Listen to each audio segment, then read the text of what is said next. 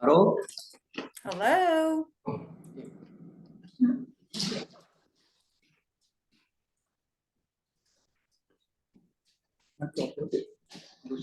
Video の話か。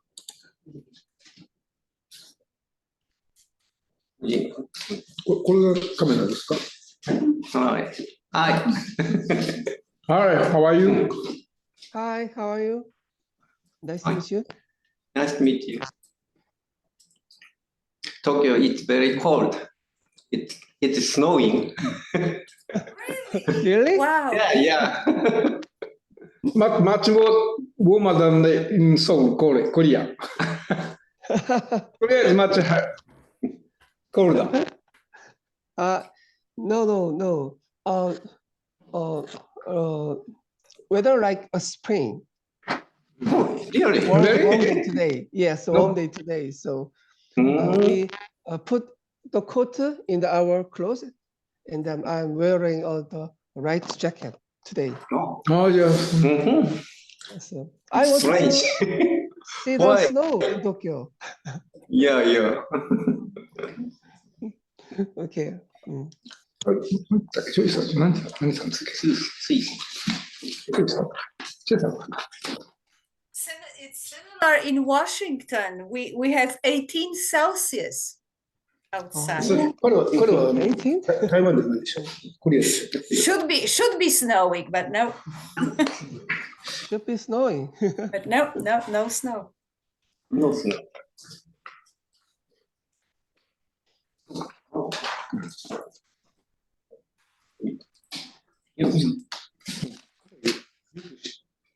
多分違う人だと思う。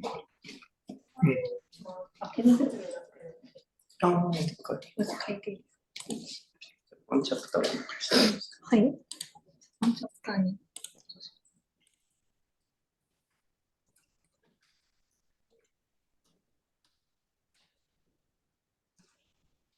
素晴らしい。韓国語のハングルなんですね。なんか。Okay.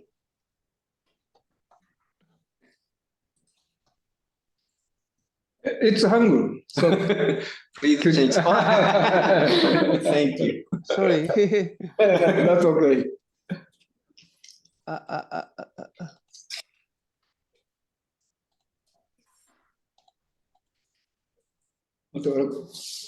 Yes. Yes.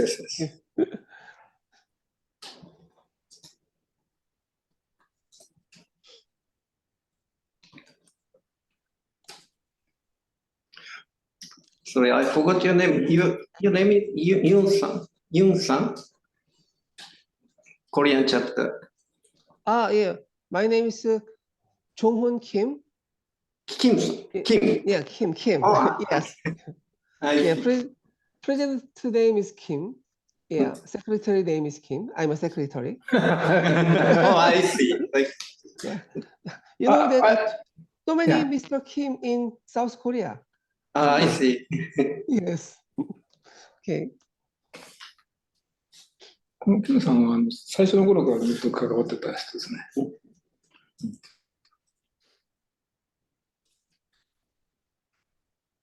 We go to the Lund in the next ISO meeting. Do you go to the Lund University for the ISO TC92 SC4 meeting?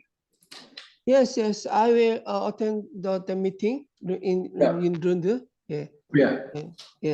I have to discuss about the document of working group 13. Yeah. Anti-counterfeit system. Yeah. So I have to join the meeting and I see. I hope I also can go to the Lund, but at this moment I don't know whether or not I can do it. Oh yeah, I hope I meet you at the Lund University. Yeah, on this, Yeah, this yeah, yeah. June. I June, hope yes. so. Yeah. Yeah. Hello. Hello. Hi, how you doing?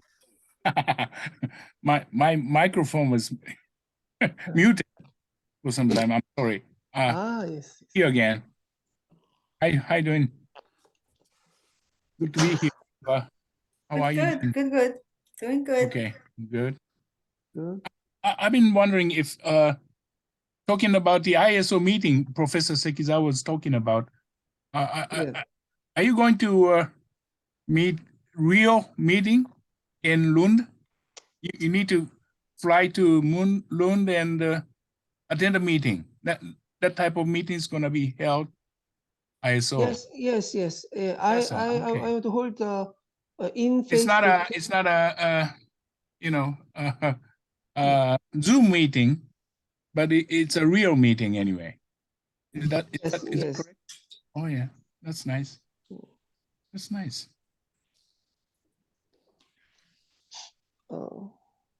I know that we can hold a hybrid meeting is possible.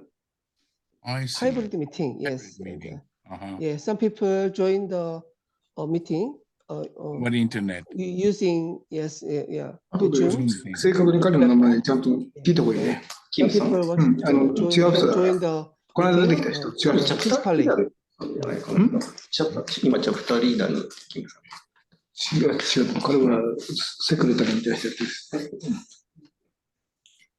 多分ね、 Hello. Hello. チェさんだっけなんだっけ。キムさんとおっしゃってましたよ。Hello. Hello. Hello, Mr. キムさ Brown. ん、キムさんだよ。キムさんって言ったよね。ね。 Hi, everyone.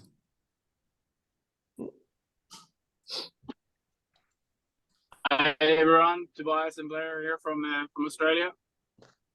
Okay. オーストラリア。 Hello, Great. Tobias. Hello.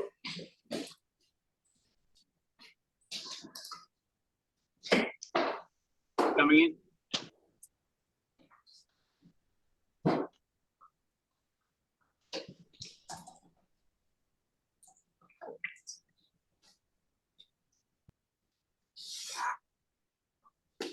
I have a question to Kim-san. Yes. So today you attend this meeting as a replacement of the president of the Korean chapter. Yes, I represent the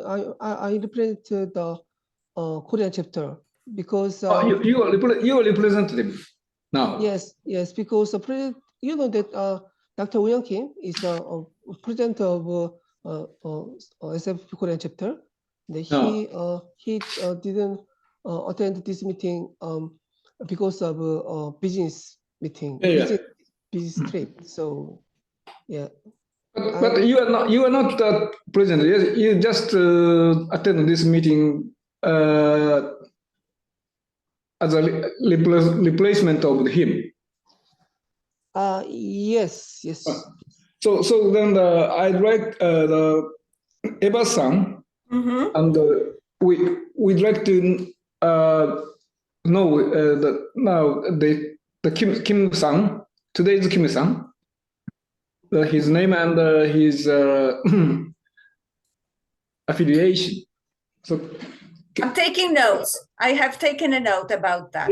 Kim-san, could you send us your name and your affiliation? Okay. Yeah, please. Yeah. Yeah, you can do it in the chat. Yes. Yeah. That's exactly.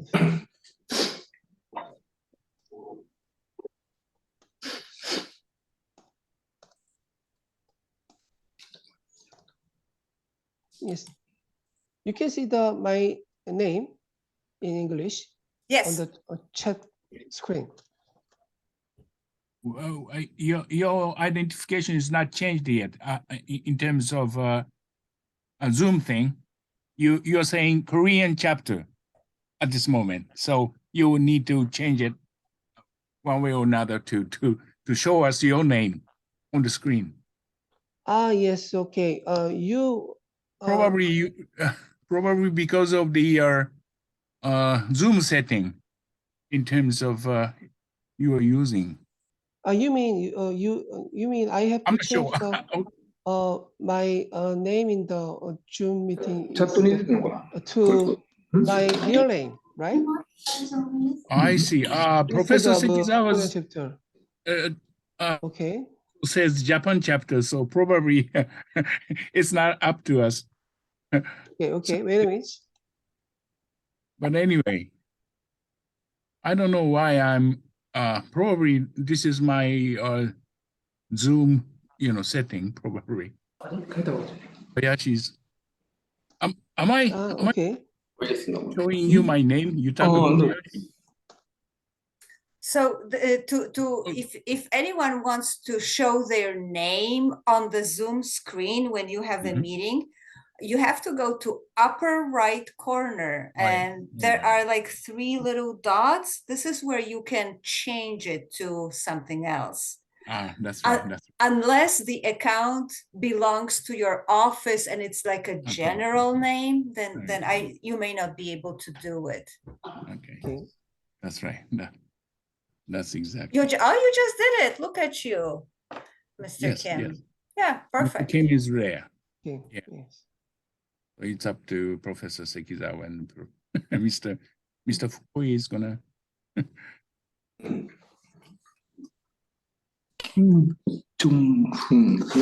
So it's already 6 minutes past. So we can, Oh, wow. do you still want to wait a little bit? I know that Chinese chapter, Hong Kong chapter are not joining us. Also, an apology if he hasn't sent it through from Jonathan Barnett. He was intending to come until last minute yesterday. He asked if Tobias or I could chair. So Tobias, I think you've offered to chair the session.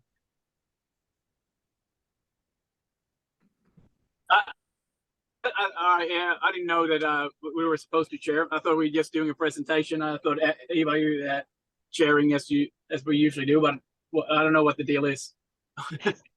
I'm sorry. I think that Japan chapter requested Yeah. a moderator during Moderator. just the presentation. Yes, I think. Okay. Yeah. I had to jump out, and so I'm just in the car on the way back. So maybe if we can help out and each other for a little bit, and just I think there was an agenda to go with this first presentation. 実際の中身に入るまで。 I'll moderate myself then, Tobias. That's fine. 久保さんがやったの Like usual. 彼がやってくれるって。いや、彼何やるかさっぱり分かってないはずです。So, So I'm just sharing the agenda with everyone, so we can start. You were probably informed at the very beginning that the session is being recorded, and I will try to post it somehow or provide a link for those who could not attend so they can see everything. So we have the agenda. I sent the minutes with the agenda. So if have there been any corrections to the minutes from the last meeting? I didn't receive any comments. So we can. No, I don't think there's been any. We can accept those. So we can accept those. Okay, thank you. So for today, I will just start off. I'll provide some updates from the headquarters from SFPE. I know that there were a lot of questions about the chapter evaluation forms, the ACE forms that have not been sent out yet. And the reason being, I have redone the entire form. They almost ready to go. So either tomorrow or early next week, I will be sending all the chapter presidents a link to the new form. And the reason to redo the forms was to, first of all, make it easier for you guys to fill it out. So it's not going to be that Excel kind of spreadsheet, but it's an online, electronic, fillable, submittable form with easy drop-down menus. And when you submit the form, you will get a copy of what you have filled out. I think it will benefit chapters as well, because you will have a record of what you have filled out for us each year. And it will be easier for the committee also to grade all those reports. So that's one update. It's coming. Another update, I would like to let you know that we are. Sorry, Eva. Yes. On that survey, are we going to see the questions and provide input, or you guys are setting up the survey? It's going to be like a survey, so you will see that there are either radio buttons that you just click, or I understand, but the actual content of the survey, are we going to be involved in providing feedback in that, or are you are SFPA headquarters setting that up? I'm not sure I understand. I'm sending the entire form with multiple questions, where you will select possible answers for your chapter, and there will be. Sorry. Okay, sorry. I thought this would go out to the chapter members, but this is a survey just for us, for the chapter. The chapter performance evaluation, and it's the same form that is used by the committee for the ACE awards every year. Okay. Yeah, I thought it was a survey that would go out to chapter members, so that's why I asked. But I understand now it's a survey for me to fill in, so I understand. Sorry about that. Yeah, that's okay. That's okay. Another update, late March, we are going to Berlin for our European conference. And for the first time, it's going to be also streamed live. So, I understand that not everybody may travel to Europe, but if anyone from your chapter is interested in joining the conference, please let your members know that they are able to do so virtually. So they can, it's going to be streamed live, so they will be able to ask questions.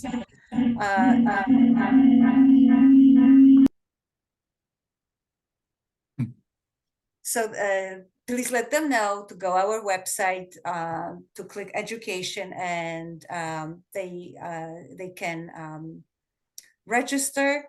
The early bird rate, the lower rate, is going through February 15th. So there are still quite a few days to save some money on registration. And now I will ask Kristen. She is our fairly new staff member, and she among other things, takes care of our program called Corporate 100, which you may not be familiar with, but that's why she's here, and she will explain what the program is all about. Kristen? Thanks, Ava.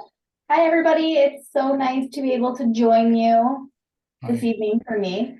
And talk to you guys about our Corporate 100 program and other partnership initiatives at SFPE. I started with SFPE back in September as part of an internal restructuring process of the way that we're handling corporate partnerships.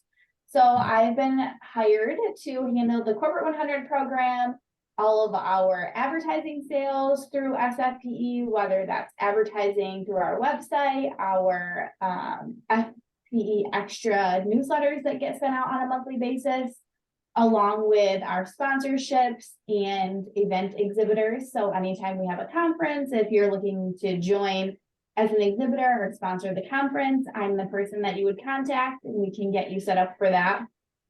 Specifically, our Corporate 100 program has been a really important initiative in the past few months that I've been working on. Our Corporate 100 program is really for businesses and organizations that are looking to advance the FPE profession and advance the society in that aspect. So we have multiple different levels, which we have revamped in the last couple months. We have a diamond, gold, silver, and bronze level. Each level comes with a different cost, as well as complimentary SFPE individual memberships.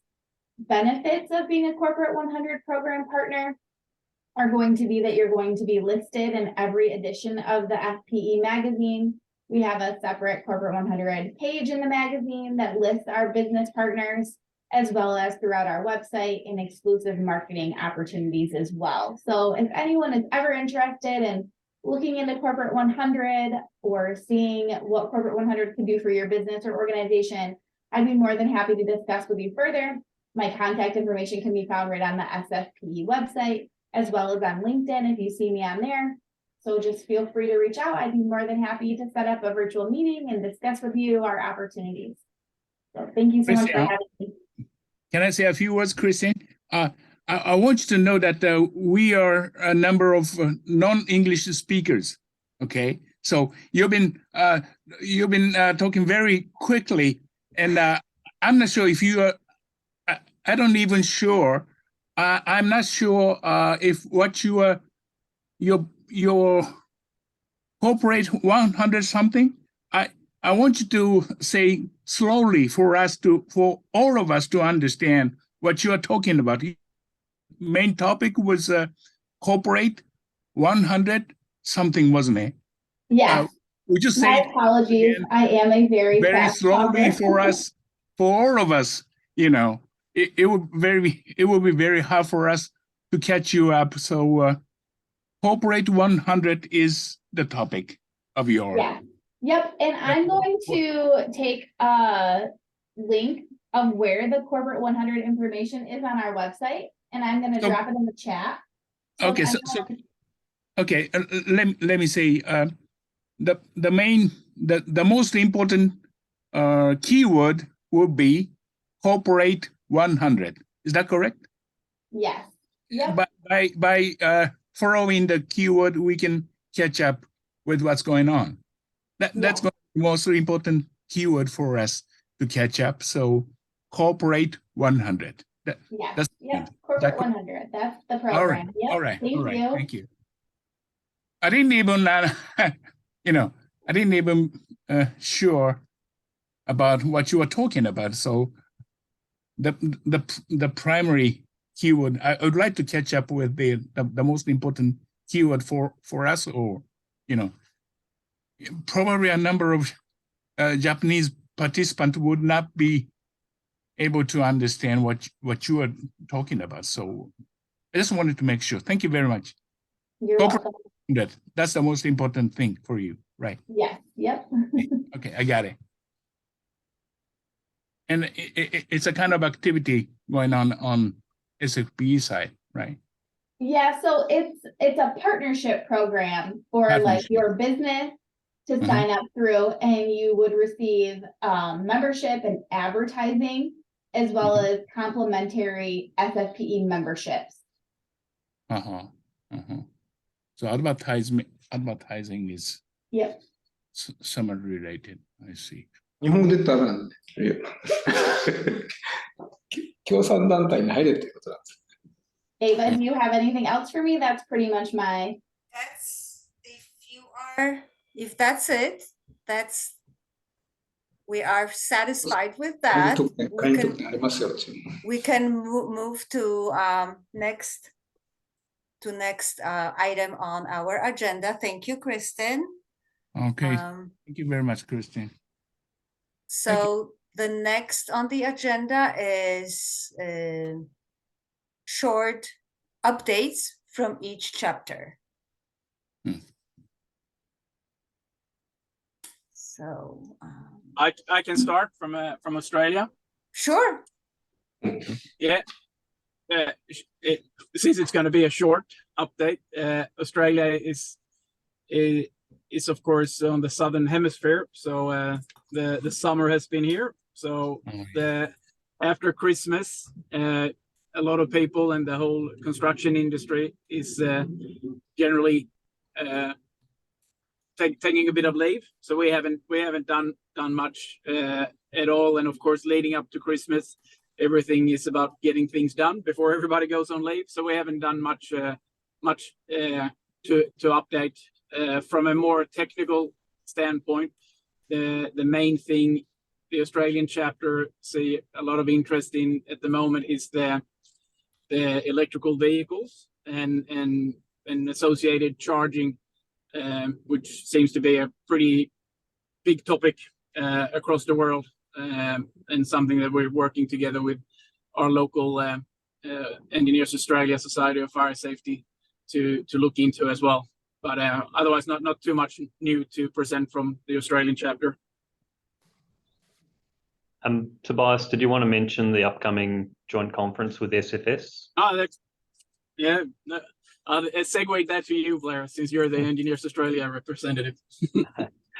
Okay, so this Engineers Australia's Society of Fire Safety, in conjunction with SFPE Australia, will be hosting a conference in, I think it's the end of June, possibly in July, on holistic design for fire safety. So currently we've received about a dozen abstracts. We've extended the deadline for calls for abstracts until the end of this month. And if that does sound of interest to the other chapters, I'm more than happy to forward the invite from SFS to the chair for distribution. That's perfect. Okay.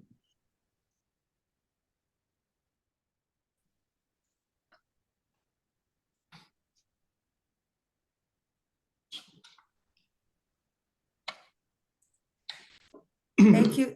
Thank you, Tobias. And who would like to go next? Okay, from Japan chapter. I'm a president of Japan chapter, Kiyoshi Fukui. As I told to someone, today it's very cold and it's snowing in Tokyo. Yeah. But maybe spring will come soon. Last year, most of the countries lifted the measures against COVID-19 and returned to normal life.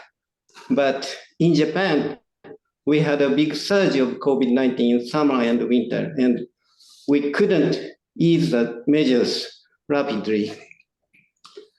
So under such circumstances, most of the meetings, like board meeting or meeting of working groups of our chapter, were only through internet. And even in such situation, we tried to have an event in person. And we had 3 on-site 2-hour seminars to the buildings, completed with excellent fire protection design. And there's one more information to tell you. I've been a president of our chapter for 4 years, and it's the end of my term. And the new president will be elected in the next board meeting. Thank you.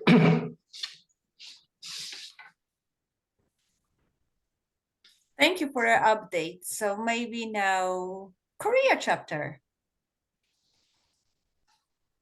Okay. I'm John Kim. I'm a secretary of Korean chapter. Dr. Unyoung Kim is who is a president of Korean chapter. He didn't attend this meeting today. He says sorry to his absence. Today I represent a Korean chapter. Korean chapter SF Korea chapter was opened last year. We are now inviting new members and plan to hold a technical exchange meeting for Korea members in March or April. That's all. Thank you.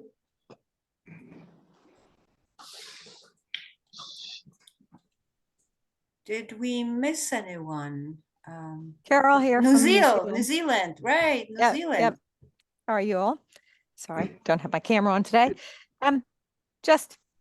We've been in the middle of summer as well as Australia. So if you want to send through the abstract, we'll let our members know that it's been extended. It was mentioned before, and I think it was a February deadline or something before. So if it's been extended, I'm quite happy to let our New Zealand members know the Australia conference. Thank you. Abstract extension. And Great. so if I can get that sooner rather than later, that'll be great. I'll see about getting something sent out. And then otherwise, New Zealand chapter's ticking along. We're working to just get closer relationships with our councils and fire service and our regulators, and working on developing some guidance notes to assist New Zealand fire engineers. And I guess that's about it. Thank you. Okay. So we can move on to the main topic of our meeting today. And No. We have No? to talk with Mr. Vaughan. Hi, sorry. Oh, that's right. I My had a- apologies. I can't see everything on my screen. Sorry, I had a phone call, so I had a slight emergency, but Malaysia. that's settled now. But basically, the Macau chapter is going to be putting together a multi-session training seminar with one of the local Macau Institute of Engineers, so that we can use their venue, and then they'll charge a fee. So it should be a multi-part series. And then we're also looking at coordinating an event with the Hong Kong ASHRAE. And the reason we're doing that is just so that those local organizations can provide CPD, or continuing professional development hours certification, that's accepted locally for like Hong Kong Institute of Engineer PE exam renewals. So hope to have some more information on when those events are going to be held soon. Macau, basically, we were locked down for 3 years, and then in December they decided to completely abandon it overnight. So we're looking forward to the new normal. So Thank you. Thank you. Now we can move on to the main point of our meeting today. I will stop sharing my screen. All right. So, Can I share my screen? yes, it's set so anyone can share. Absolutely, please.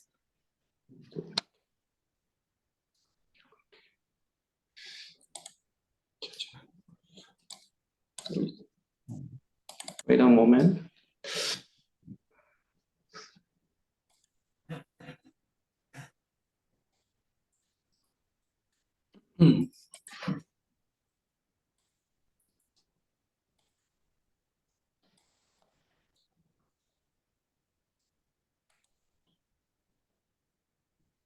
Perfect.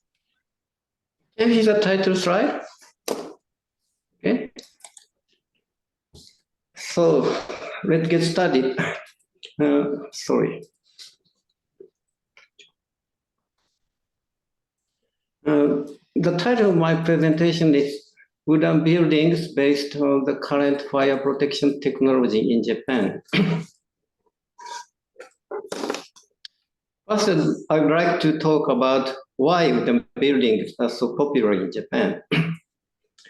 In Japan, wooden buildings has been focused recently due to the needs of the CO2 reduction and the use of wood from tree thinning activity. Japanese government recently revised the building regulation to activate the building use of wooden materials for buildings. Under such circumstances, larger and higher wooden buildings than ever are under construction in Japan. The following two buildings are examples of such buildings. And We Japan chapter had an on-site tours and seminars to these two buildings last year. Okay, first one is Port Plus, and this is completed in March 2022 and 44-meter high, having 11 stories. And total floor area is about 3,500 square meters, and standard floor area is 377 square meters. The building use is a training center of the construction company, Obayashigumi. And this is the wooden structure of this building. Wooden structure is mainly made of CLT, and the floor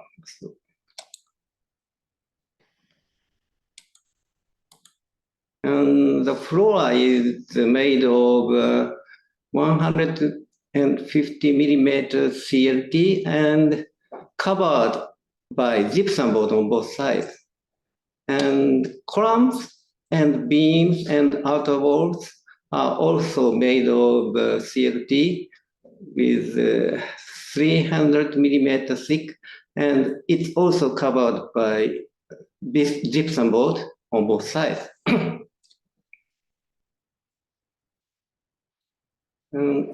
Outer column and beam is unitized to this cross-shaped unit, and some of them are built up to the construction unit. And this is a part of a facade of this building, and this cross-shaped unit at the center is a single unit of this building.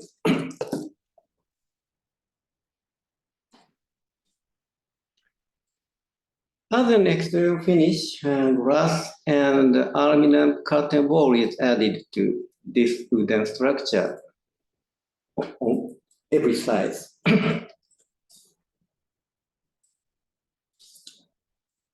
This is a picture of an interior finish. This is a lounge room, and this is a workspace with a void to upper floor, and this is also another workspace. And this is a wooden stairs in void space. Like this slide, interior finish is mostly made of wood. And in Japan, interior finish by flammable material is restricted depending on the building size and building use. Thus, this is realized by the special permission using performance-based design. Fire protection design of this building is summarized to these 2 points. Fire resistance of structure wooden members is designed by plastic-based design.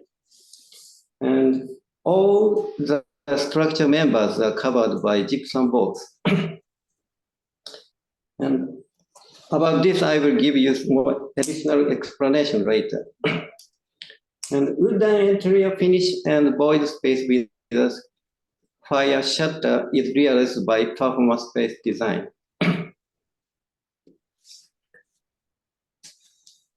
And second example is the research center of Sumitomo Forestry. This is completed in September 2019 and 44-meter high and having 3 stories. I don't think it is not So 44. it's not correct. 44. Okay. Total floor area about 2,500. 14. Sorry. 14 high. meter. And building uses research center of company of wooden material and residence. And the name of the company is Sumitomo Forestry.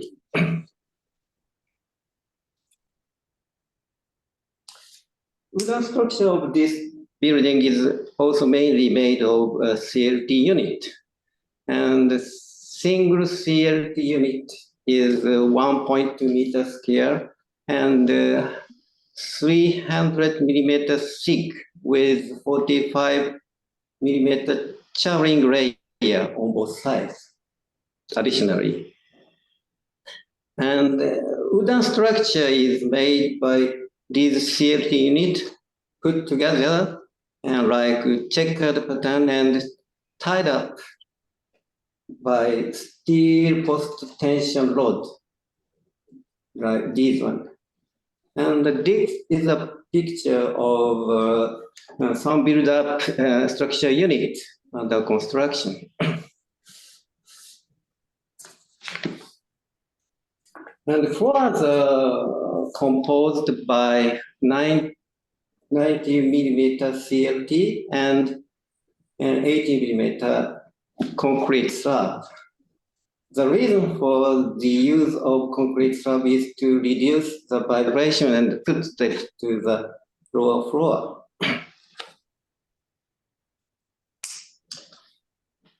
And glass curtain wall is added as an exterior finish, like for my example. And this is the interior finish of the first floor entrance hall. And this is the second floor office floor. And this is the third floor office with high ceiling. And this building has a void space at the center of the building, and this is a view from the second floor to void space. And this is from the first floor. As you see, the interior finish of this building is also mostly made of wood.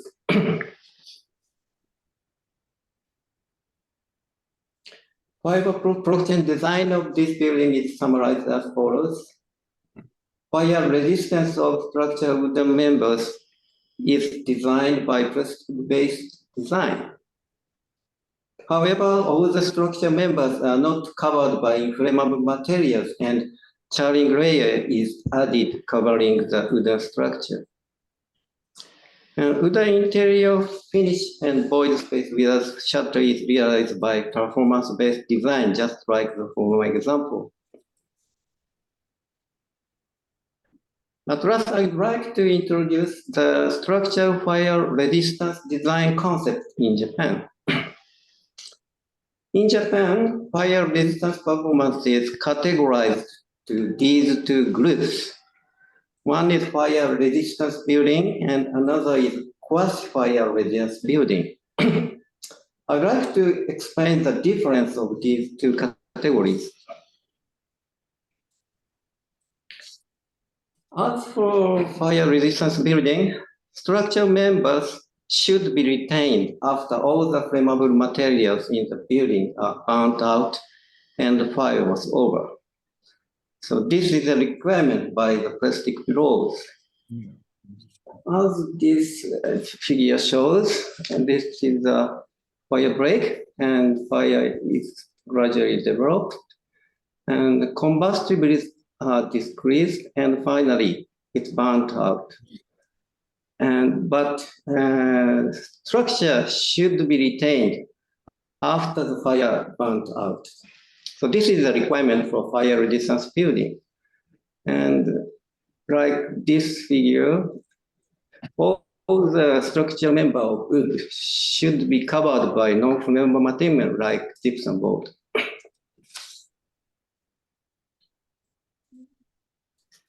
This is a picture of the column of Photo Plus. As shown in this figure, this fire resistance structure has a charring layer to increase fire resistance time, and gypsum board, this white layer, for stopping fire, and this layer covers the central load bearing part. On the other hand, as for quartz fire resistance building, structure members can be collapsed after the required retention time by the prescriptive laws. And as this figure shows, this is a fire break, and the structural component should be retained required structural retention time. And after this retention time, structure can be collapsed. This is a requirement for quartz fire resistance building. So we can use wooden structure material with an inflammable material cover. We can use wooden structure materials only with charring layer to satisfy the required retention time, like this. It's just like a case of research center of Sumitomo Forestry. And we can also take a performance-based design method. And by this method, we can use the wooden structure materials without inflammable material cover for fire resistance buildings. Roughly speaking, we should verify following two issues. The time required for fire suppression by fire fighting should be shorter than structural detention time. So this is a fire break, and fire is growing up, and firefighters arrive at the site and start watering, and finally fire is suppressed. And the time from the fire break and to the suppression of the fire should be shorter than structure retention time. This is a requirement of verification. And secondly, we should verify that time required for safe evacuation and rescue by firefighters should be shorter than structure retention time. As this figure shows, this is a fire break, and all the occupants start evacuation, but there are still someone left in the building, and they are rescued by firefighters. And all the occupants complete the evacuation events. And the time for the fire break to the time of completion of evacuation should be shorter than structural retention time. With those two verifications, we can use wooden materials with a cover of inflammable material for fire resistance buildings. And of course, we should follow more detailed verification rules and requirements, but I don't have enough time to explain all of them. And this performance-based method is just studied, and the building designed by this method is very little so far in Japan. So this is the end of my presentation. Thank you for your attention. Do you have any question or any comment on this presentation? I just had one question, and maybe I missed that in the beginning, but I took one. Where did I save that slide? So where was it? Which slide do you want? It was the concept of structural fire in the prescriptive design, the quasi-fire resistant building. Is that actually within your prescriptive rules, or is that a performance based? The QFR, the quasi-fire resistant building. How about this slide? Yeah, correct. That one. Is that actually is that based on prescriptive design, or is that actually part of your like a performance-based design?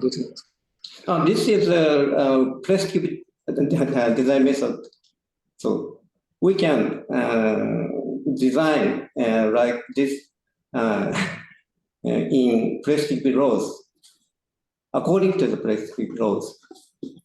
Okay. And but for question, but for sorry. To this fire resistant building, we cannot use the wooden structure with only charring layer.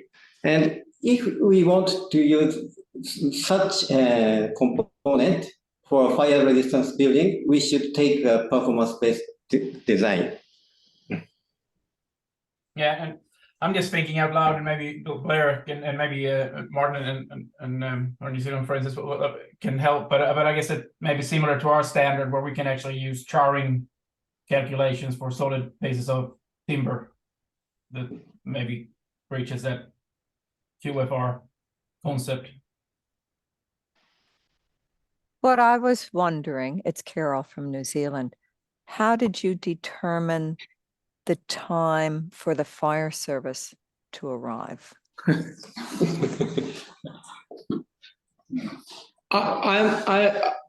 is Sekizawa.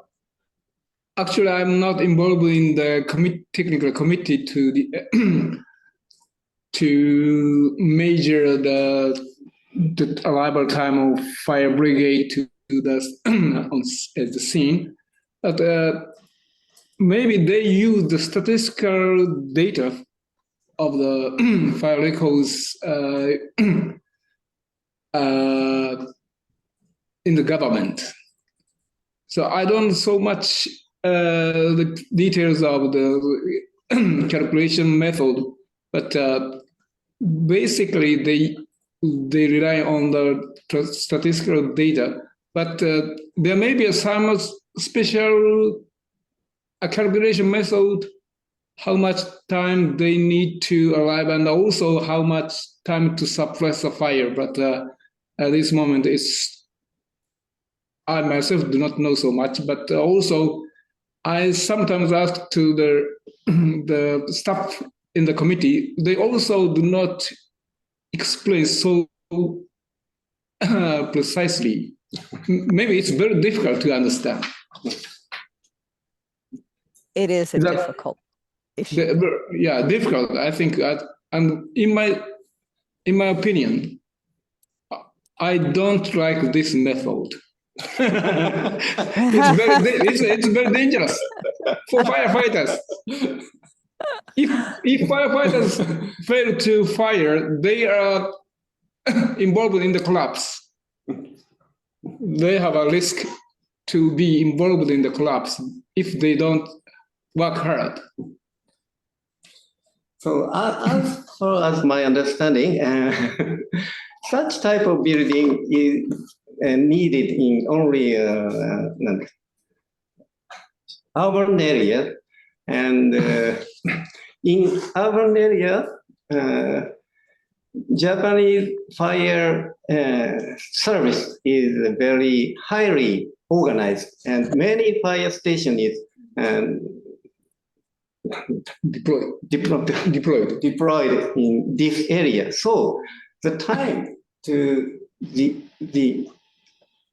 from the fire break to the arrival of firefighters is maybe short in other country. So we can easily estimate the time. Thank you. My opinion, yeah. Yep. Thank you. Appreciate the discussion. Thank you. Any other question and any other comment? I have a question. Okay. Yeah. Mr. Hui-san, Yeah. how about a sprinkler system in the building? One question. So sorry. Yeah. Sprinkler system. Yeah. What type of sprinkler system will be inserted in this building? It depends on the necessity of the sprinkler system is depending on the building size or building use. So some is need a sprinkler system, but some is not needed to install the sprinkler. It's different. Okay, thank you.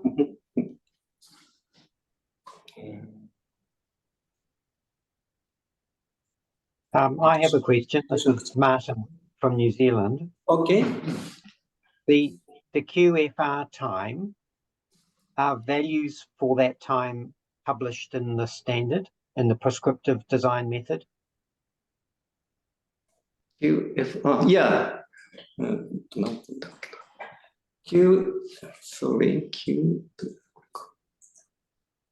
QFR time, you mean? Yes, that time there. Is there a value published in the standard? Do you know what the value of that time is? Yes, it is.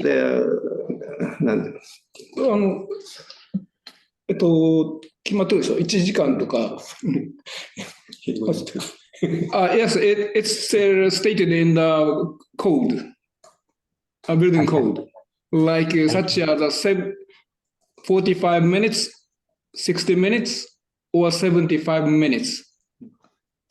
It's not. It's such kind of なんですかね、一定間隔。It's given with a prescriptive manner. Yes, thank you.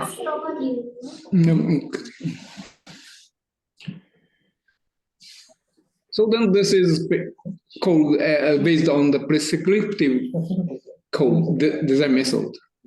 Yes, that makes sense. And does that time change with building height and type of use of the building? Yeah, yes, that's right. Thank you. So then if you want to build 14, 15 or more floors, maybe you are required to have the building required to have 90 minutes or 120 minutes. It's very thick, very, thick columns and very high beams. So it's not a cost performance. It's not good cost performance.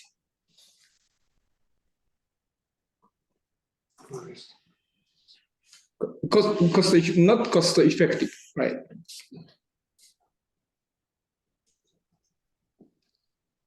Any other questions?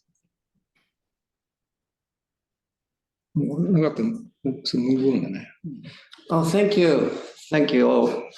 Let's move on to the next presentation. Thanks. I think that's me then. How do I share my screen? I think someone has to, there we go, stop sharing and I'll share my screen.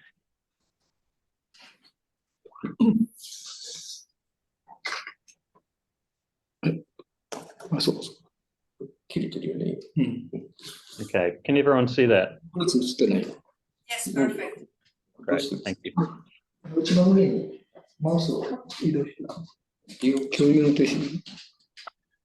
Okay, all right to go. So this is a presentation that largely depends on my colleague Carl Pedersen, who works with us in Sweden.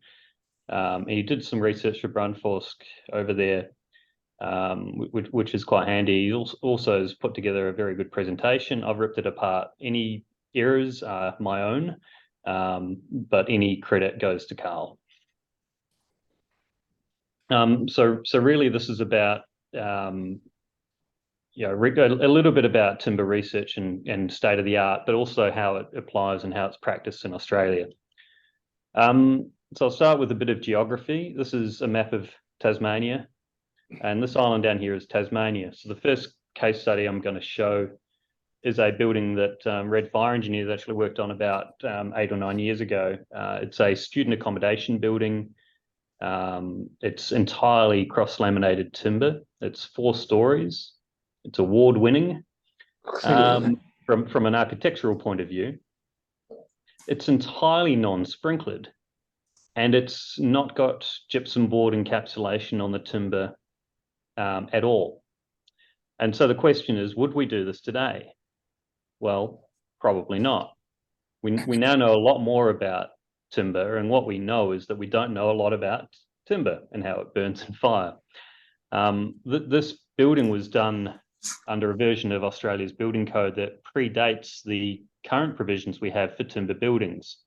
The building code in Australia is, for at least 30 years, has been entirely performance-based, in that if you don't want to use the prescriptive option for concrete, masonry, protected steelwork, etc., you always had the option of demonstrating to the authorities, such as the fire brigade and the building surveyor who issues the permit, that your design was safe. And so based on the research we had at hand 8 to 10 years ago, we were able to demonstrate that this building would be safe. Then the building code changed, and also research has been provided alongside that. But the building code has been changed since to allow timber buildings up to 25 metres in height. So this building would still comply there. To use timber as the structural construction method, but only on the basis that the building is entirely sprinkler protected and entirely encapsulated. I should note that this is not the first mass timber building in Australia. It's just one that came to mind when I was putting this presentation together. So we'll move across the ocean to Victoria. So in Victoria, where I live and Tobias lives, we've had quite a long history of mass timber buildings. There was one called Forte, which was done by a big construction company, Lend-Lease, in Victoria's Docklands part of Melbourne. And that was, again, it was an accommodation building, this time permanent residential accommodation, 7 stories high, and entirely unencapsulated timber as well. The building I'm showing now is an educational facility. So this is a lot more recent, and this was designed to comply with the current prescriptive requirements for timber buildings, in that the building is entirely sprinkler protected. And also most of the structure is encapsulated in plasterboard, except for some beams and columns, which were made of glulam. I was given a tour of this building. I didn't design it. I don't know who did design it. I think it may have been Arab, actually. But it was intended to have the CLT floors fully encapsulated. And then because the architect didn't like the way that the sound was going to echo, they also added a felt acoustic lining under the floor. And so this brings me to a point that has always been the case in Australia, in my experience over here, is that all the detailing and all the architectural design and all the fire engineering in the world kind of falls down when the contractor forgets to put the plasterboard in to protect the slab. So you can imagine a situation where if the fire gets up to this part of the building, past the beam, it may find a weak point and then start to spread through the slab. So detailing and site supervision in Australia are the third leg of the stool, between having a robust building code, a fire engineer who knows what they're doing, but also a builder who knows what they're doing and is open for robust inspections. And this seems to have fallen down on at least that last leg. Across the border to Australia's most populous state, and don't worry, we're not going to do every state in Australia. These are just to give you an idea of what's been done in the past. New South Wales, again, has some very lovely glulam and cross-laminated timber buildings. We're seeing a lot of these being used in the education space to try and attract the best international students to universities and the like. We're also seeing a lot of international developers trying to flex their green credentials and build a lot of timber. And because this is led by developers who want to be able to show that it's green, when you tell them, well, you need to encapsulate all your timber with gypsum board, then they say, but you can't see the timber. What's the point? And surely the point is sustainability, not showing someone that you're sustainable. But corporations don't seem to work that way. Now, looking into the future, South Australia has put their flag in the sand, and they've said that we are going to have the world's tallest CLT hotel at 31 stories. And again, you can imagine that the designers of that hotel are aching to get a lot of timber exposed so that they can see that there's timber in the building, and people using the hotel can feel good about renting space in that hotel. Feel like they're giving back. They've flown around the world to an international conference, but they've offset their carbon miles because they're staying in a timber building. And you just don't tell that story with plasterboard.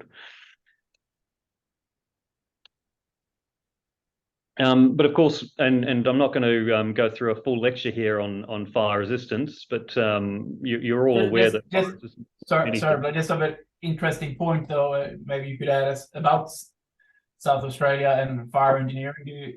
Is there any registration requirement for the person who actually going to design that building?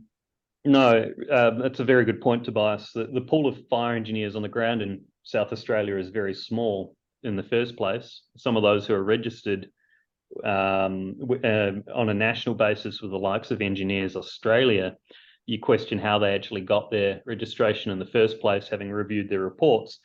But there is no state-based registration or licensing scheme in most of Australia. New South Wales, Victoria, Queensland, and Tasmania have licensing requirements of various types, and the other half of the country does not. So someone who has trained as a building surveyor, who maybe worked under the supervision of a fire engineer for 6 months, might find themselves designing a building like that one. And the contractor will just lean on them until they get the report that they want, and the building surveyor in Adelaide is quite likely to sign it off. It is quite a scary proposition. So moving on, I'm sure you're mostly aware of the development of the standard fire resistance curve that we use internationally. But of course, the drawback of this curve was two things. One, people think it means a real time to failure in a real fire. It doesn't matter how many times we tell them that a 4-hour fire resistance level does not mean it will last for 4 hours in a real fire. People still think that. But the other thing is the furnace is not lined with timber. And your building or your room that's lined with timber is going to behave very differently to a standard fire test. Fire tests also have limitations in terms of the complexity of a structure that can be tested. So there, of course, have been tests on individual members and glulam slabs, CLT slabs, etc., in furnaces, but it doesn't really tell us a full picture. These are not English words you've never read. This is actually in Swedish, so apologies. But talking about the curve of fire development, the usual process we assume is there's an initial growth phase, a flashover, full development, and then eventually decay as time progresses. Now, the US and Canada have, and Europe and parts of Australia have done a lot of testing of CLT and of timber exposed rooms using CLT or the like. And I might just jump to the end, but these fires, after 30 minutes, they're extremely hot. and they travel as well. So at this point, after an hour, you can see that one side of the test rig is involved and other parts are not. So it has a very complex behavior when you look at a room that's lined with the combustible material compared to a standard furnace that's having diesel or LPG pumped into it. And these complexities are pretty much not accounted for in our building code, or I would say in the design of any of those buildings I showed you at the start of the slide. And so in comparison to that ideal fire growth curve that we talked about just before, this is what can happen after you think the fire is extinguished. You continue to get burning. You start to get char fall off from the lamination layers. And with that, you're exposing fresh timber, not just on the newly exposed side, but possibly the bit that fell to the floor has now got more oxygen exposed to parts of the falling layer that didn't burn in the first place. It's a very highly complex phenomenon, burning timber in a compartment. In the interest of time, I'm just going to scoot through a little bit. I find this graph endlessly fascinating. All we know about fire in timber compartments is down here for very, very small compartment sizes. This is obviously a limitation of funding for research. All we know for just compartment tests overall is still under the 300 and 400 square meter mark. And yet we're building buildings that have fire compartments up to 4,500 square meters or more. So clearly there is a knowledge gap, but it's the wrong way around. The knowledge gap really should be, well, we know what the gap is, so we'll do some research before it gets deployed in the field.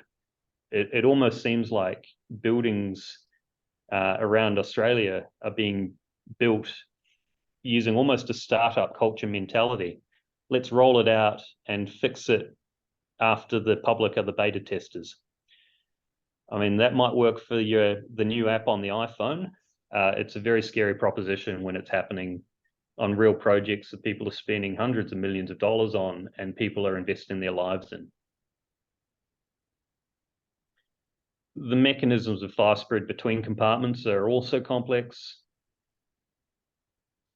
And I wanted to touch on what is being sent to Australia. So these are three extracts from two pieces of literature that a manufacturer is based in Europe, who I have blacked out their name and their trade description. But what they promise is that they will sell you a beam system that integrates with a timber floor slab and enables open spaces and slim floors. And it has an integrated fireproofing. And if I'm a contractor reading these brochures, I want a bit of this. It's easy to protect. I like easy to protect. Ensures fireproofing, time and cost savings. Well, oh, we've been doing this for 30 years, guys. Don't worry, we've done thousands of buildings this way. We're here to help. Contractors and developers love hearing these sorts of things. So what's the reality? Their technical support is always happy to help. So we contacted their technical support in Australia, and we got sent a technical manual, and it said, well, we've actually evaluated fire resistance based on standard fire tests. But hang on, you guys said that you could do large compartments. Standard fire tests are not large compartments. And you're using design guidelines. But hang on, you're selling the system. Surely you should be coming up with the design guidelines because you're selling the system and you want to build it this large. And we obtained things from tests. So we find that there's a bit of concrete and a bit of fire rebar, and yeah, okay, I'm not a structural engineer. That all sounds fine. And again, please contact technical support for further information. So I thought, okay, well, I'll email these guys, and I'm happy to sign a non-disclosure agreement. Just send me all your stuff, please. And they sent me a non-disclosure agreement. We had some problems with it because they wanted us to fly to Switzerland if there was ever a dispute. So we never signed it, but this is all information that's publicly available anyway. But in the same email with the non-disclosure agreement, they confirmed they don't actually have a fire test report for the timber structures that back here, they're promising they've been building since 1989. So is Australia an advanced test bed or a dumping ground? I think it's actually being looked at as the latter. That manufacturers know that the system in Australia is easy to convince fire engineers, hey, here's a cool job that'll look good on your website. Here's a product that will be environmentally friendly. Your contractor wants to pay you a lot of money to say it's okay. Can't you just say it's okay? And unfortunately, if it came to red, we'd say no. And we have said no to these sorts of things. If it came to many companies, I'd say no. But you just have to find that one company with an unregistered engineer with no insurance to say yes. And potentially you're talking a 31-story hotel. There have obviously been incidences around the world with combustible facades. We're not here to talk about Grenfell, and that obviously wasn't a timber building, but there have been timber buildings with combustible, with fire spread due to timber on balconies. Sprinklers are good, but they don't prevent that from happening if the sprinkler system has failed, if the water supply is not there, if it's not being maintained, etc. Fire spread during construction is an issue. Fire spread mechanisms and external walls are highly complex. Australia is just learning about these things called cavity barriers. The Building Code of Australia still doesn't actually require them, according to half the building surveyors in the country, and the other half say it doesn't say you don't have to do them, so put them in. And there's no standard for testing cavity barriers in Australia. It's all a bit of a mess. And when you add timber to that mix, it's a recipe for disaster.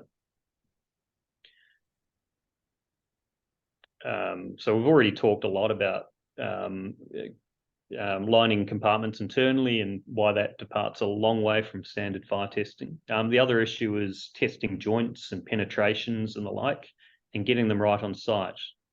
I showed the sort of detailing that gets missed, that anyone walking around that building in Melbourne could actually look up and see, here's some exposed timber that shouldn't be there. But even minor things, like if you're using sawn boards or even factory constructed boards, you may find that you've got construction joint issues just because of the nature of timber. And I'll add some other complexities that New Zealand and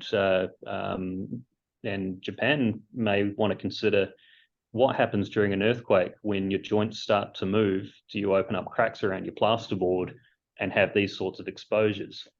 And also during earthquake, as you know, more likely to have a fire and not have a response from the fire brigade because they're too busy dealing with other issues. These are really complex issues. I don't think they can actually be solved readily by just using off-the-shelf systems.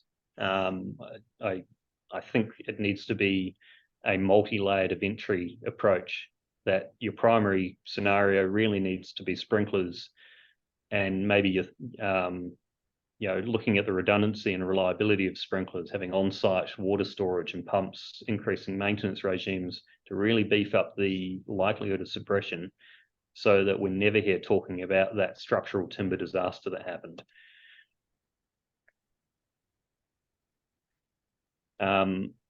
Fire during construction is also an issue. I believe this is a European, it may have been in the United States. No, it's European, I'm sure.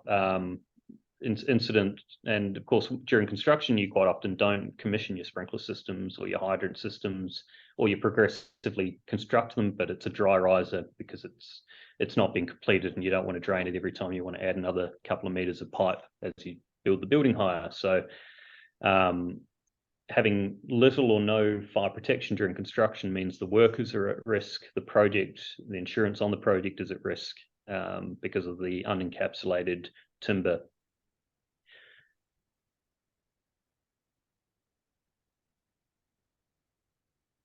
The UK has indicated there may actually be insurance challenges, just as owners of buildings with combustible aluminium composite panel cladding on their building have found it difficult to obtain insurance.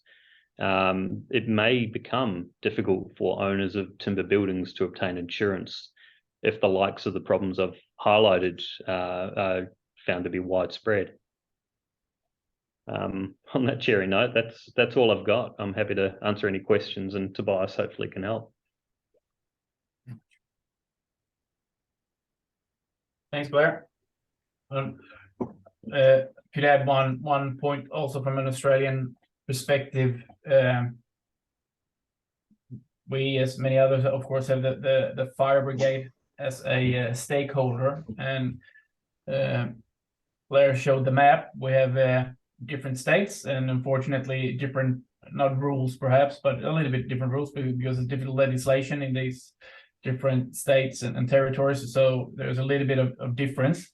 But in Victoria, when you deviate or you go with a lot of exposed CLT and not encapsulated, they have more or less required that anything that's fire brigade related have to be fully compliant with the prescriptive rules, and they don't provide any comment on the construction. And so they I guess they don't.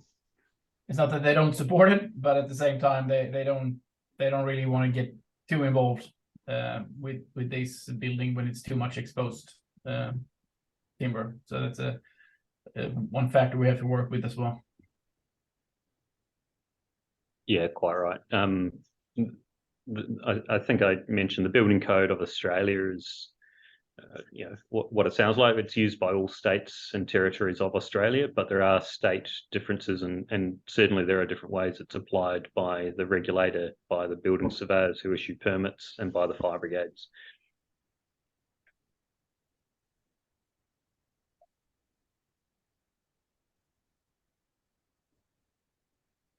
Are there any further questions?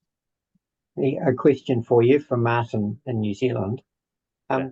In terms of the current state of the Building Code of Australia, if you were to build a timber building and achieve the prescribed fire resistance ratings by allowing for the charring of the exposed timber, is there any restriction on the surface area that you can have exposed in the building? No, there's not, but the prescriptive rules also require a fire protective barrier on top of the sacrificial char layer. Okay. Yeah, so regardless of whether... Yeah, that's my understanding. Fire resistance. Yeah, okay. Correct. Tobias, that's correct, isn't it? Putting you on the spot. So. Yeah, sorry, I was muted. Yeah, but so what contractors often want though is that exposed timber look, and that's really in the full performance based regime, or if you're doing a building over 25 meters, again that's fully performance based, whether it's encapsulated or not. 25 meters has historically been the cutoff between low rise and high rise provisions of the Building Code of Australia. Right. Thank you. Thanks. And are there any limitations on when sprinkler protection will become required prescriptively, or is that based on performance-based design? For mass timber buildings under the Building Code, as it has been for the last 6 or 7 years, all mass timber buildings require sprinkler protection. And in fact, the Building Code of Australia recently, even for non-timber buildings, residential apartments and hotels, student accommodation and the like, up to 4 stories or more now need sprinkler protection. So the bar has been continuously lowered and safety improved by the Building Codes Board vis-a-vis sprinklers. Okay, thank you. Thanks.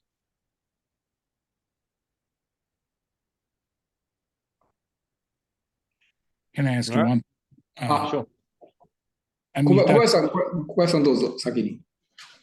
Okay, thank you. You've been talking about the post-earthquake fire safety. And what's going on? What about the seismicity, state by state difference? Is there any specific area you should talk about earthquakes Or well, I that mean, would depend, so- you know, like in California and East Coast on the United States, things will be quite different. What about the situation in Australia? So historically, people have always said that Australia is very geotechnically stable. I'm not sure if you can see my cursor, but approximately halfway up New South Wales is a city called Newcastle, and that was where I think half a dozen people died about 60 years ago in an earthquake, and that was, I believe, due to brickwork falling off the building. So we do have earthquakes. Occasionally they're life-threatening. And if the city of Melbourne had a large earthquake, I've been told that half the buildings that were built before 2000, their facades would just fall off if we had something more than, say, magnitude 6 or 7. But fortunately, that's a very rare event in Australia. Look, I mention earthquake because I'm a Kiwi. I studied in Canterbury and lived in Wellington. So we always thought the big one would come in Wellington while I was growing up, but it happened in Christchurch about 5 years after I moved to Australia. And again, tragically killed quite a few people. There were a few fires following that earthquake. And I know from just the news reports, because I wasn't there, but I know that must have been a huge strain on the resources of the brigade, who were dealing with 2 disasters at once. One city-wide disaster, including blocking all the roads with liquefaction and rubble, as well as called out to individual fire disasters. That would have been an absolute nightmare to deal with. Okay. So you mentioned California. There is a tenuous relationship between the earthquake codes of California and fire safety in Australia.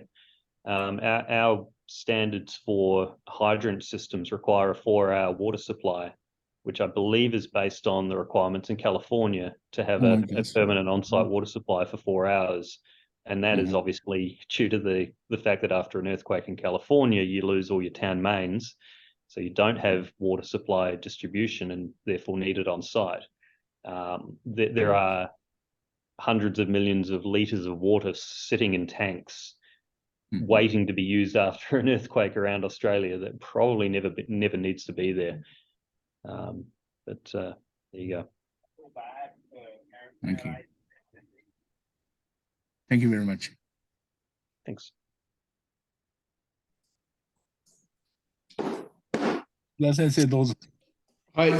I have a question. So I assume the wooden buildings you introduced in the slide are mostly designed by a performance-based design method. Is that right? Correct. In any mass timber building over 2 or 3 stories would need to have a performance-based aspect to it, unless the timber was entirely encapsulated.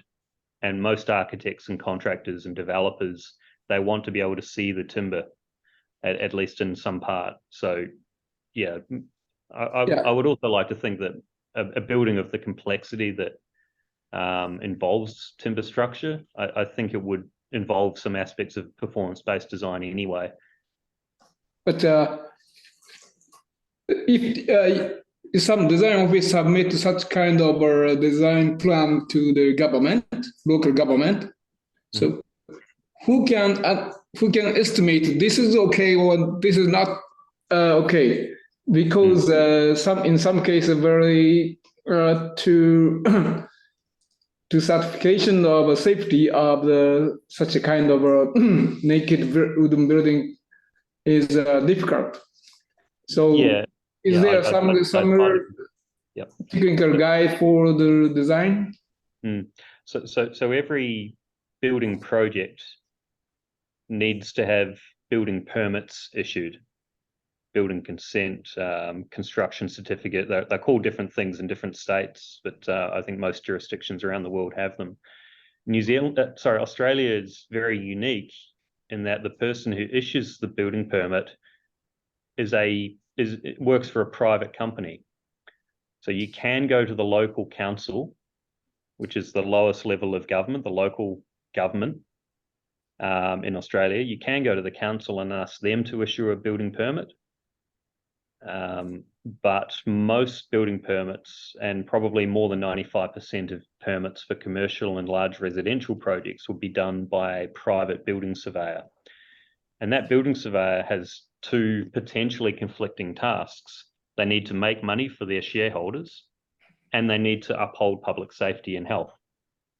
And so what we find is some of the worst educated building surveyors, they inadvertently miss things because they're not trained or experienced enough to know that they're signing off something that is dangerous.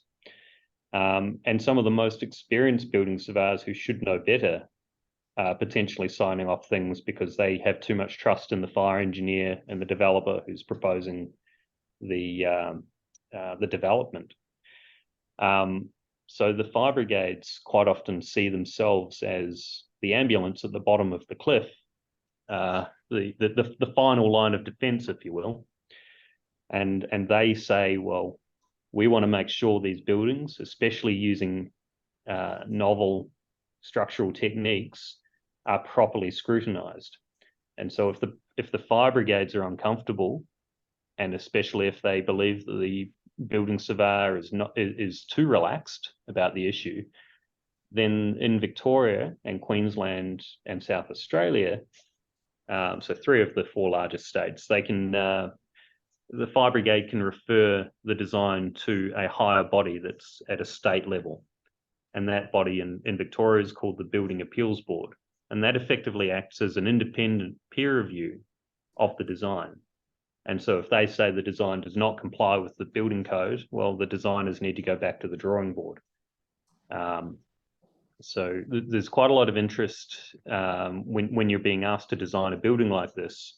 There's quite a lot of interest to how do we make sure the brigade are happy, or how do we make sure the Building Appeals Board is going to say yes. So there is that check and balance.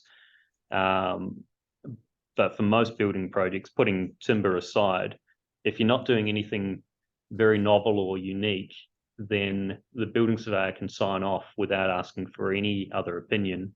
And they may have the very limited qualifications in fire science or fire engineering.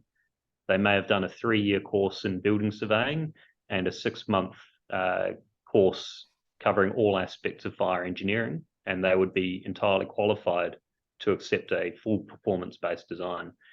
So the bar is very low for building surveyors to approve performance in this country, but there are some checks and balances. Is independent peer review board is consisted by whom? What kind of people are members of the independent peer review team?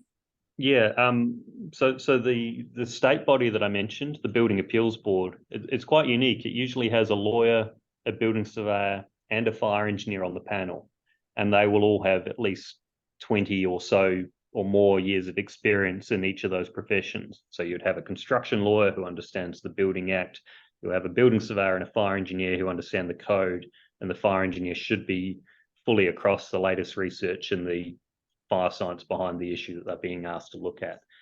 But even if you don't go to the Building Appeals Board, there's nothing stopping a designer from saying, I would prefer that there was a peer review on my project, or there's nothing stopping a building surveyor saying, even though I'm entirely qualified, I would like a peer review. And in that case, good designers welcome peer review. Bad ones try and hide, is my opinion. But peer review is one option for helping a building surveyor decide to issue a permit when the science or behind the performance-based engineering is too difficult for them. They can always ask for a peer review. Okay, thank you. Thanks.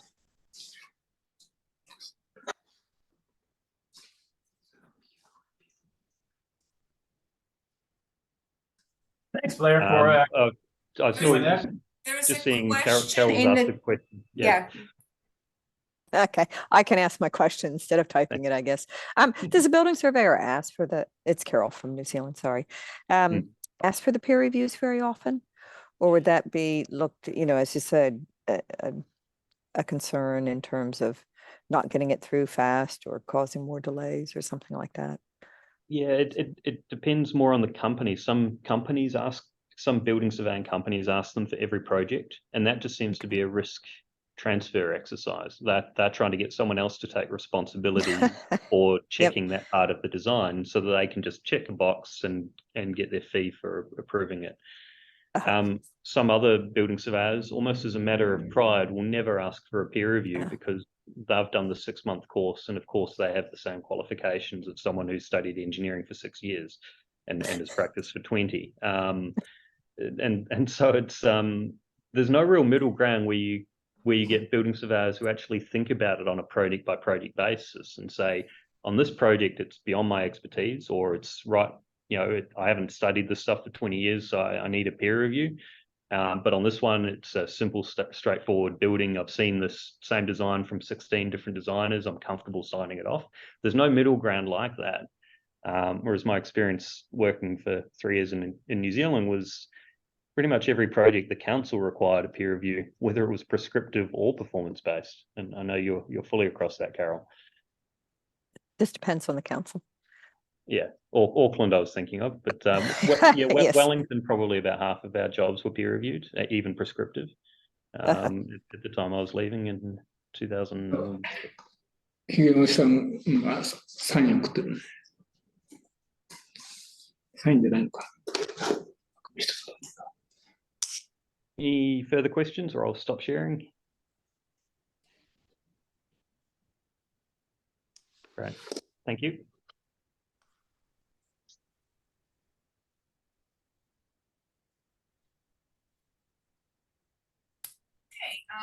So thank you, everyone. So we are coming to, that was our second and last presentation for this meeting.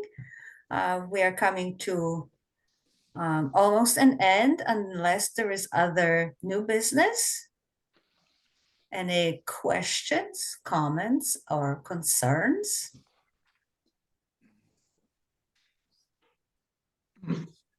Okay. I have some proposal for the future this collaborative meetings. Okay, go ahead. Yeah. Basically, we can have another presentation by other chapters from special topics. So also one of my idea is we can have some seminar on the special topics. For example, the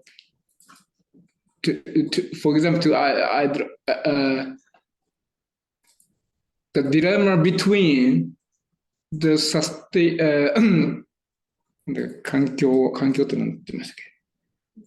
environmental sustainability and the fire safety resilience.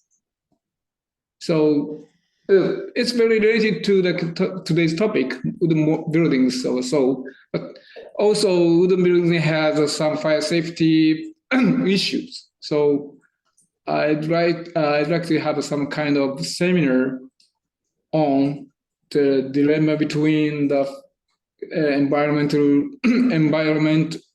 sustainability and fire safety resilience.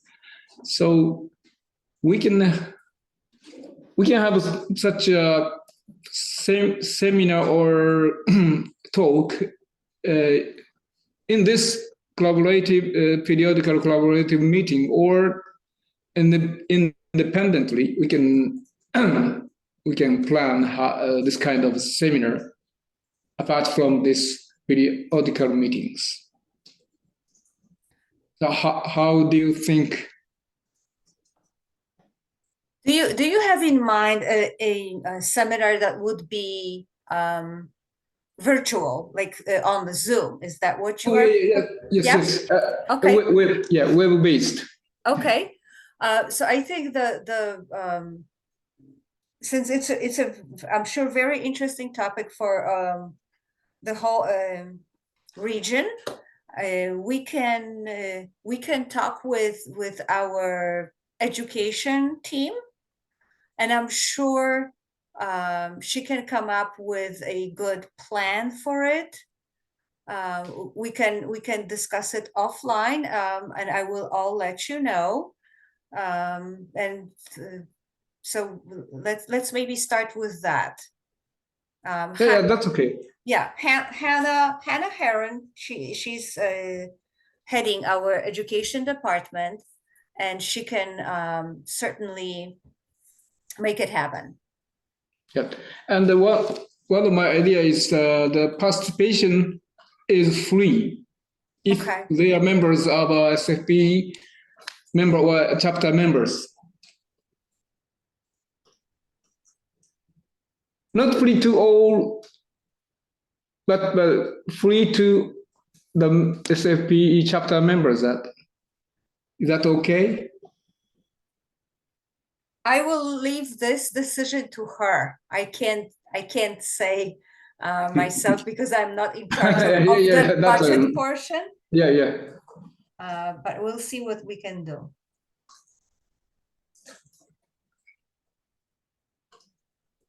In my head, in my idea, Dr. Brian Michang is one of the candidates of the speaker. Okay. He may volunteer to be a speaker. Okay, good. Oh, good. So we don't have to look for a speaker. We can suggest one. Okay, that sounds quite doable. Okay. Thank you.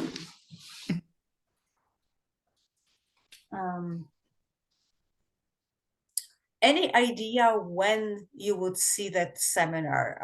Our next meeting would take us around like September. Would that be a time for the seminar, or do you have a different time in mind?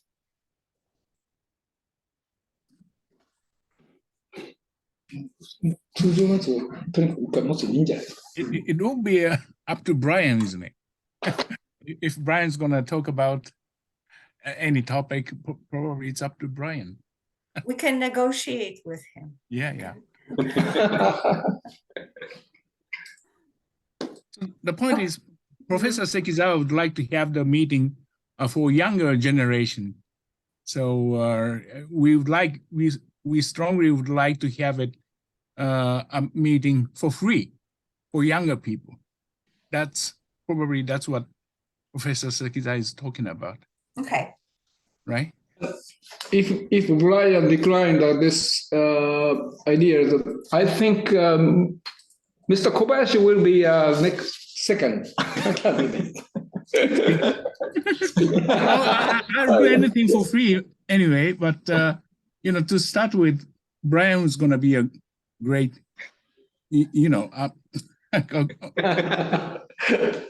I will try my best to do anything. If I'm given an opportunity, I can talk about a little bit about the fire propagation over the building exterior. I've been that's also very interesting. Yeah, good, great idea. Okay, but Brian should go first. Okay, so I actually met him personally, so we can certainly ask him, speak with him, and see how we can arrange that seminar and all the logistics. I will speak with Hannah, and we'll let you all know. The following meeting for this group falls like in 6 months, so it's going to be sometime in September, and I will send Doodle poll again, or maybe something smarter than Doodle poll. We have a new system. Maybe I'll try the new system for selection time and date. So any other comments, questions, or concerns? Hearing none, thank you so much for your presentations and for your participation and lively discussion. And we shall continue. Thank you. Thank you. Thank you. Thank you, everyone. Have a good day. Thank you Thank so you. much. Bye-bye. Thank you. Okay, See you. good to be here. Thank you.